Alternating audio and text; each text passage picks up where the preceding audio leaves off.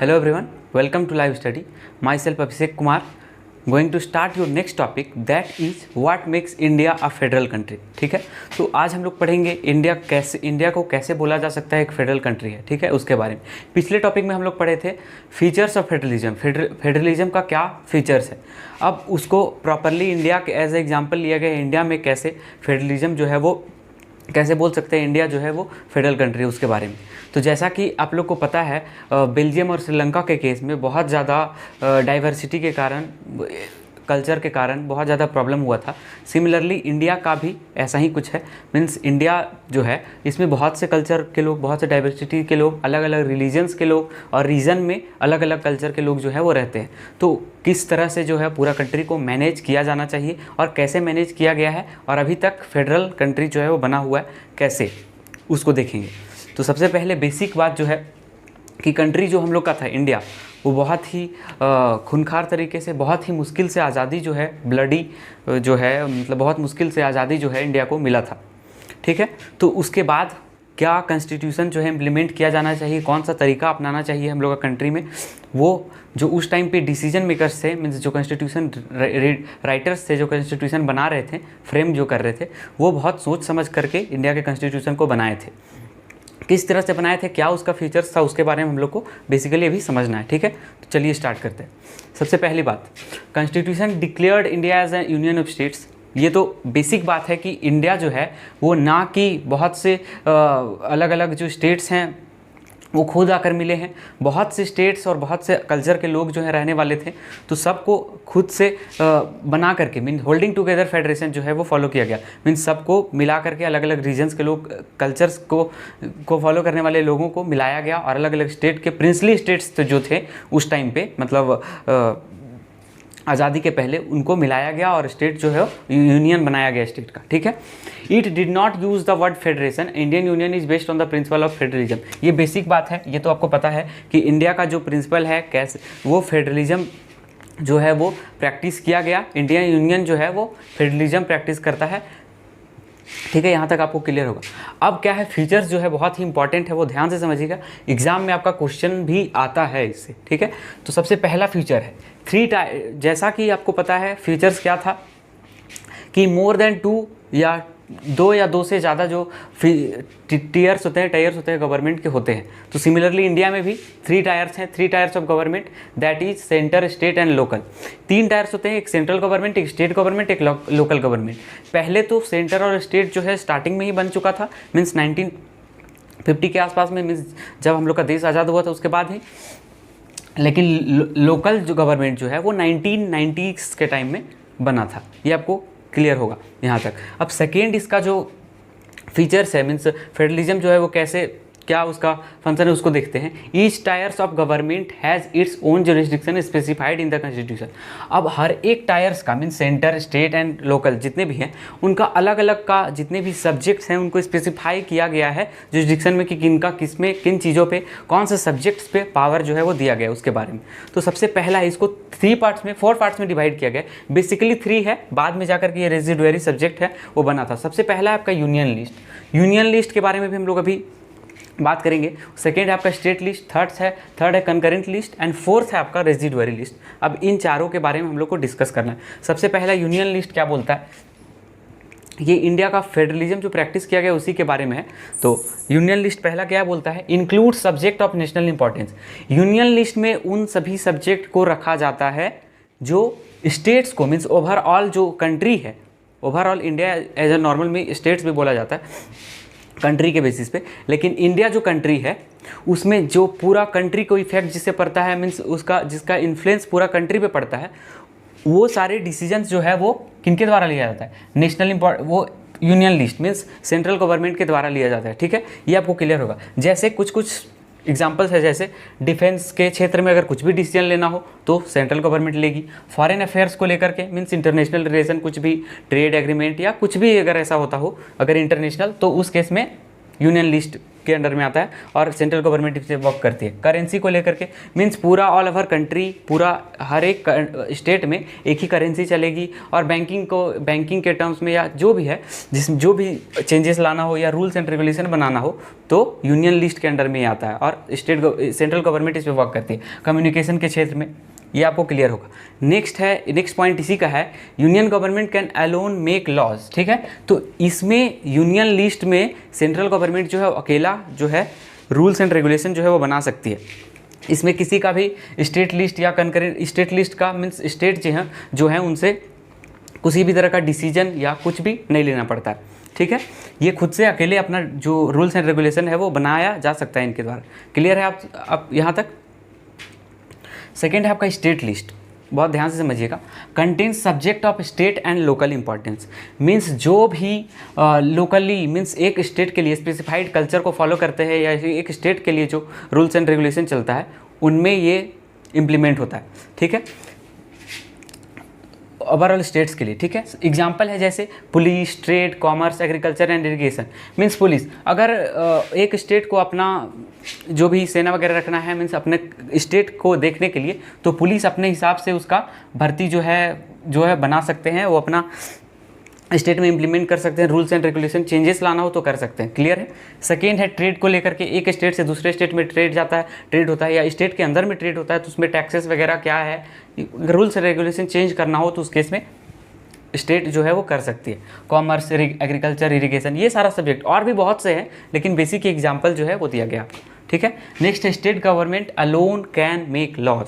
ठीक है, means state government जो है वो अकेला ही इसमें रूल्स एंड रेगुलेशन जो है, लॉज जो है, नियम कानून जो है वो बना सकती है। इसमें थर्ड किसी भी मतलब स्टेट से सेंट्रल से उनको नहीं पूछना पड़ेगा। क्लियर है? ये आपको यहाँ तक क्लियर हो। थर्ड है कंकरेंट लिस्ट, बहुत ध्यान से समझिएगा, अक्सर इस टॉपिक में बच्चों को डाउट रहता है। तो क्या है concurrent list? Include subjects of common interest of both state and union government. Means ऐसा सब्जेक्ट, ऐसा मैटर जिसमें स्टेट्स का भी इन्फ्लुएंस उस पर पड़ता हो और सेंट्रल गवर्नमेंट का भी, मीन्स दोनों में इन्फ्लुएंस उसका पड़ता हो, तो वो सारे सब्जेक्ट को जो है वो लिया गया है कंकरेंट लिस्ट में। सबसे पहला है education, forest, trade union, marriage, adoption and succession. Means education, जैसे स्टेट में भी अलग बोर्ड चलता है एजुकेशन के लिए, यूनिवर्सिटीज़ अलग से होते हैं, कॉलेज अलग अलग से होते हैं बहुत सा, और सेंट्रल गवर्नमेंट से भी बहुत सा रूल्स एंड रेगुलेशन जो है वो लाया जाता है एजुकेशन के लिए। जैसे स्टेट बोर्ड्स चलता है अलग सा, और सेंट्रल से भी सीबीएसई बोर्ड हो गया जैसे, और स्टेट के लिए छत्तीसगढ़ बोर्ड, हर एक स्टेट का अलग अलग बोर्ड है, Jharkhand board and Bihar board, सब अलग अलग, बहुत से जितने भी स्टेट्स हैं उनका। क्लियर है? ये सेकंड है फॉरेस्ट के लिए ट्रेड यूनियन एंड मैरिज को लेकर के अगर कुछ रूल्स एंड रेगुलेशन अगर चेंज करना हो, बनाना हो तो उसके लिए। एडॉप्शन, अगर कोई गोद लेता है या इस सारा ये सब मैटर जो है तो ये कंकरेंट लिस्ट के अंदर में आता है। क्लियर है? नेक्स्ट पॉइंट है both union and state government can make laws on this subject. Means both union government means central government as well as state government जो है दोनों इस पे रूल्स एंड रेगुलेशन जो है वो बना सकती है। लेकिन अगर किसी भी तरह का कॉन्फ्लिक्ट होता है दोनों के लॉज बनाने में या रूल्स एंड रेगुलेशन बनाने में, तो उस केस में जो सेंट्रल गवर्नमेंट का रूल बनाया हुआ रहेगा वही इंप्लीमेंट होगा ऑल ओवर द स्टेट या all over the country. Clear है यहाँ तक? ये आपको क्लियर होगा। ये बेसिक जो बातें थी इनमें वो मैं आपको बता दिया हूँ। नेक्स्ट है रेजिडुअरी सब्जेक्ट, मीन्स जब कॉन्स्टिट्यूशन बनाया गया था उस टाइम पे ये सारा रिटर्न था, लेकिन उस टाइम पे बहुत सी चीज़ें थी जो नहीं उस टाइम तक आया था, जैसे इंफॉर्मेशन टेक्नोलॉजी या फिर सॉफ्टवेयर को लेकर के चेंजेस, सॉफ्टवेयर को लेकर के, तो उस टाइम तक उतना डेवलपमेंट इन सभी क्षेत्र में नहीं हुआ था। तो रूल्स एंड रेगुलेशन भी जो है वो सब्जेक्ट जो है वो नहीं लाया गया।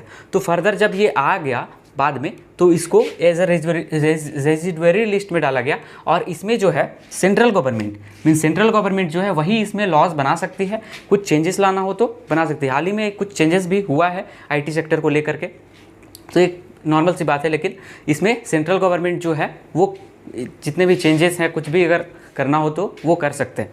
और भी इसके फीचर्स हैं वो लोग हम बस इसको रफ करने के बाद हम लोग पढ़ेंगे। बाकी अगर पूछा जाए what makes India federal country, तो उसमें क्या लिखेंगे? सबसे पहला पॉइंट है 3 tyres of government, central, state, local. और बेसिक पॉइंट जो था कि इंडिया का यहाँ पे फेडरेशन जो है वो नहीं चलता है, यूनियन ऑफ स्टेट्स है, ये बेसिक बात। और 3 टायर्स ऑफ गवर्नमेंट है, सेंट्रल, स्टेट, लोकल। और हर एक जो टायर्स हैं, जितने भी टायर्स हैं उनके अलग अलग उसमें लिस्ट है, सब्जेक्ट बनाया हुआ है कि कौन से सब्जेक्ट में कौन रूल्स एंड रेगुलेशन बना सकता है। क्लियर है? ये सारे और भी कुछ पॉइंट है वो आपको मैं जस्ट बताता हूँ, ठीक है। नेक्स्ट अब हम लोग देखेंगे कैसे इंडिया जो है वो फेडरल कंट्री जो है वो कैसे बोला गया, उसका कुछ और प्रॉपर्टीज है उसके बारे में, ठीक है। चलिए स्टार्ट करते हैं। सबसे पहली बात, इंडिया जो है एक होल्डिंग टुगेदर फेडरेशन है। मीन्स किस तरह से कि हर एक स्टेट जो है वो खुद आकर के नहीं मिले हैं, हर एक स्टेट्स को होल्ड करके मीन्स मिलाया गया है, बनाया गया है। अलग अलग कल्चर के लोग होते हुए भी, अलग डाइवर्सिटी के, अलग रिलीजन के, अलग कल्चर को फॉलो करते हुए भी हर एक स्टेट को होल्ड करके रखा गया है, बनाया गया। फर्दर तो हर एक स्टेट का अलग अलग डिमांड होता है, ज़रूरत होता है, और उनका कुछ राइट्स होता है, मतलब उसको उनका होता है, ठीक है। तो हर एक स्टेट का पावर जो है वो इक्वल नहीं होता है। Do not share equal power and do not have identical power. Means हर एक स्टेट को इक्वल पावर नहीं दिया जाता सेंट्रल गवर्नमेंट के द्वारा, ठीक है। और जितने भी स्टेट हैं वो कॉमन, मीन्स कॉमन तो होता है लेकिन आइडेंटिकल नहीं होता है। मीन्स सारे का सेम जो पावर है हर एक स्टेट्स का वो नहीं होता। डिपेंड करता है कि वहाँ का रीजन कैसा है, वहाँ का लोकेलिटी, वहाँ के कल्चर के लोग को क्या ज़रूरत है, उसके अनुसार जो है वो पावर दिया जाता है। या बहुत से पिछड़े हुए जो स्टेट्स हैं जैसे नॉर्थ ईस्टर्न स्टेट्स, उन लोगों को स्पेशल प्रोविज़न, स्पेशल पावर जो है वो दिया जाता है। और पहले ये आपका जम्मू एंड कश्मीर है, उसको भी पावर जो है वो दिया गया था आर्टिकल 370 के तहत, लेकिन बाद में ये 2 साल पहले हटा दिया गया, ठीक है।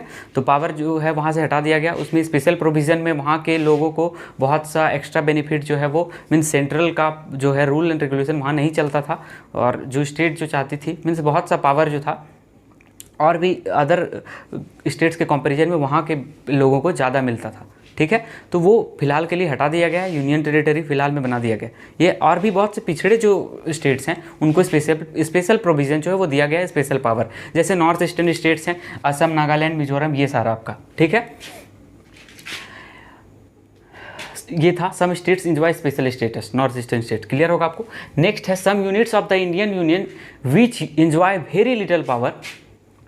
बहुत से ऐसे यूनियन हैं, मीन्स छोटे छोटे स्टेट्स उनको नहीं बोल सकते, जिनको बहुत से स्मॉल स्टेट जिनके पास बहुत स्पेशल जो है वो पावर दिया जाता है, लिटिल पावर दिया जाता है, जैसे उन एरिया को हम लोग बोलते हैं यूनियन टेरिटरीज, ठीक है। बहुत ही इंपॉर्टेंट है। यूनियन टेरिटरीज का अगर डिफिनेशन बोला जाए तो क्या हो सकता है, एक ऐसा यूनिट, एक ऐसा एरिया जहाँ जिसको स्टेट नहीं बनाया जा सकता है किसी कारण की वजह से, किसी रीजन की वजह से, इस that area is known as union territories. और area that are too small and could not be merge with existing states are called as union territories. बहुत ध्यान से समझिएगा, एक ऐसा स्टेट जिसको बहुत ही छोटा है और एग्जिस्टिंग स्टेट्स के साथ, मीन्स पहले जो स्टेट बने हुए हैं उनके साथ उसको मिलाया नहीं जा सकता है, उन सारे स्टेट्स को हम लोग यूनियन टेरिटरीज बोलेंगे, उन सारे एरिया को। क्लियर है?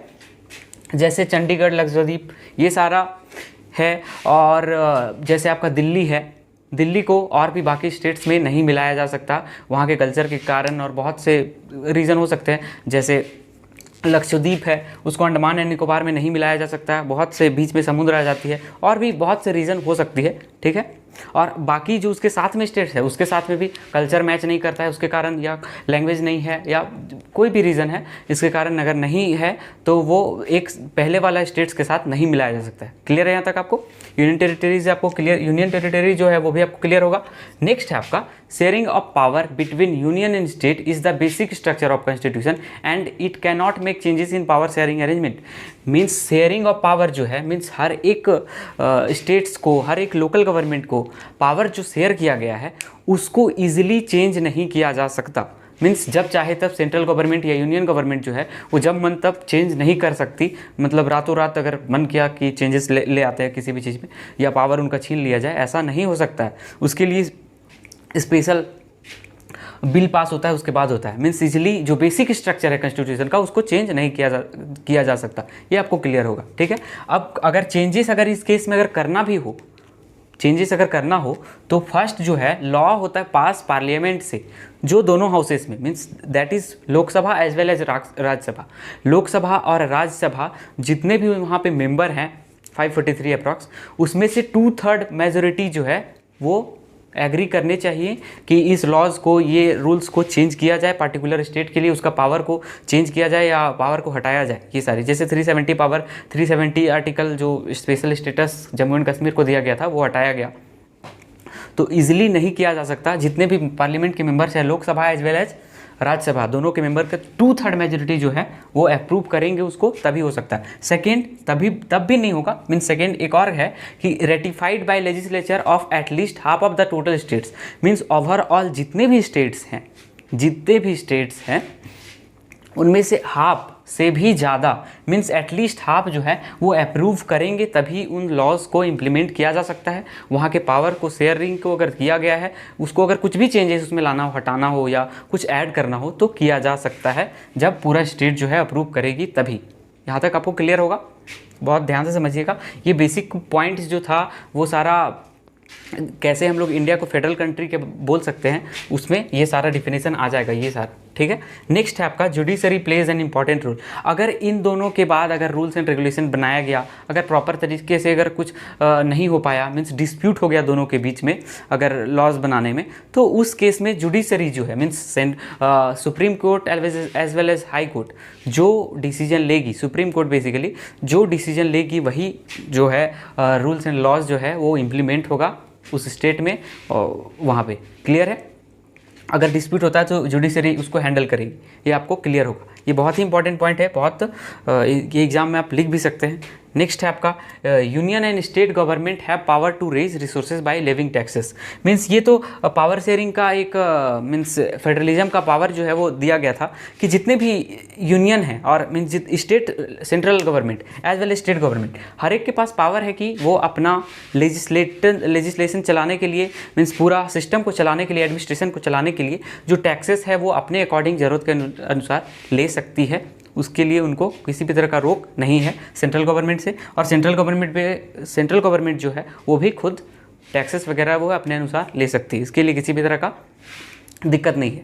ठीक है। और ऑब्वियस बात है, टैक्सेस लेती है तभी तो हम लोग का डेवलपमेंट जो है कंट्री का हो रहा है, और किसी भी तरह का चेंजेस लाना होता है कुछ में भी, तो वो डेवलपमेंट जो है वो बेसिकली हो रहा है। क्लियर है यहाँ तक? अब ये सारा प्रॉपर्टीज़ जो था, मीन्स ये सारी जो बातें थी कि किन किन बातों से हम लोग अपने कंट्री को या इंडिया को कैसे फेडरल बोल सकते हैं, वो आपको क्लियर हुआ होगा। आई होप कि ये सारा जो इससे पहले थोड़ी देर पहले जो था वो और ये सारा जो है वो आपको क्लियर होगा। तो बेसिकली अगर आएगा what are the, how can you say India is a federal country, तो जो सबसे पहला है आपका, इंडिया के पास 3 टायर्स ऑफ गवर्नमेंट है, इसलिए मीन्स पावर शेयर होता है अलग अलग बॉडीज़ के, ऑर्गन्स के बीच में, अलग अलग टायर्स के बीच में, central, state and local government के बीच में। सेकेंड है पावर अगर डिवाइड होता है तो किन किन सब्जेक्ट को अलग अलग में डिवाइड किया गया है, state list, union list, concurrent list, residuary subjects, ये सारा। ठीक है। और नेक्स्ट है आपका ये सारा जो पावर है वो हर एक मीन्स अनइक्वल पावर जो है वो डिस्ट्रीब्यूट होता है, हर एक के पास इक्वल पावर, हर एक स्टेट के पास इक्वल पावर नहीं है, वो ज़रूरत के अनुसार दिया गया है। और some units of union which Indian union which enjoys very little power, और यूनियन टेरिटरी भी बनाए गए हैं वो ज़रूरत के अनुसार, मीन्स एक स्पेशल कल्चर को जो फॉलो करते हैं उनके लिए। और सेकेंड, और ये है शेयरिंग ऑफ पावर बिटवीन, और जो पावर जो है वो बेसिकली आसानी से चेंज नहीं किया जा सकता, मीन्स सेंट्रल गवर्नमेंट अगर सिर्फ चाहेगी तो चेंज नहीं होगा, उसमें स्टेट का भी उसका अप्रूवल होना चाहिए, और दोनों Lok Sabha as well as state government का अप्रूवल उसमें होना चाहिए। ये आपको पॉइंट में लिखना होगा, ये फेडरल में जो क्वेश्चन था उसमें। एंड नेक्स्ट है जुडिशरी प्लेज एंड, और जुडिशरी भी बहुत इंपॉर्टेंट रोल प्ले करती है। मीन्स जुडिशरी का एक और पॉइंट है जो आप एनसीईआरटी बुक से देखकर लिख सकते हैं, बेसिकली यहाँ तक भी लिख सकते हैं, उसमें किसी भी तरह का कोई भी दिक्कत नहीं है। और यूनियन एंड स्टेट गवर्नमेंट है पावर, और टैक्सेस अपने अकॉर्डिंग ज़रूरत के अनुसार ले सकती है। ये सारा आपको पॉइंट जो है वो क्लियर होगा। आई होप कि ये वीडियो आपको पसंद आया होगा। Don't forget to like, share and subscribe the channel. Thank you. I will meet you in the next video, that is how federalism is practised in India. Means federalism जो है, ये सारी प्रॉपर्टीज़ तो हम लोग पढ़ लिए, लेकिन फेडरलिज्म कैसे प्रैक्टिस किया जाता है, इंडिया में कैसे इंप्लीमेंट किया गया, और अभी तक फेडरल कंट्री हम लोग का बना हुआ है, मीन्स ब्रेक नहीं हुआ, या किसी भी तरह का अगर कुछ भी परेशानी जो है वो नहीं आया, उसका कैसे फेडरलिज्म को इम्प्लीमेंट किया गया, प्रैक्टिस उसका होता है, इसके बारे में। ठीक है।